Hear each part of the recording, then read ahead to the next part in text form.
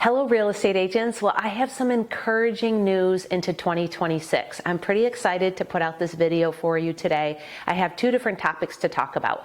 The first is Brian Buffini's bold predictions. I watched it a couple weeks ago and I was really encouraged. He believes that the market will return back to a 2019 market trend. So I went back and pulled up my profit and losses from 2019, and I was so delighted to see that my business was about double than it's been the last 3 or 4 years.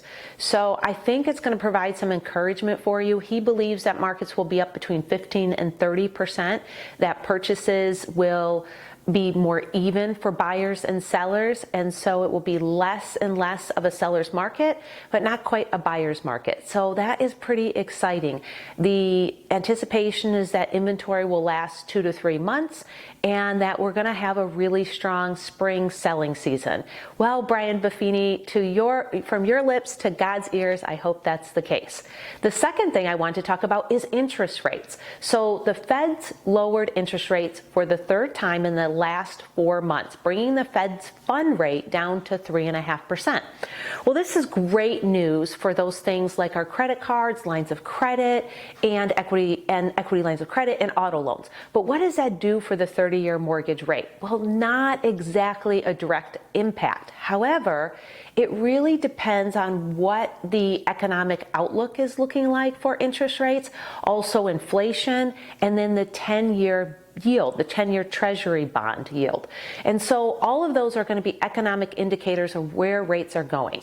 And what we're seeing is by the Fed's lowering interest rates back to basically lows since 2022, they believe inflation is more in check. And so by doing that, it's going to cause a pushing down on interest rates. And so even though you don't see a direct effect, the Feds lower the rate and it should be mortgage rates lower, those checks and balances usually have already been done by the time the Fed funds meet, by the time the Federal Reserve meets.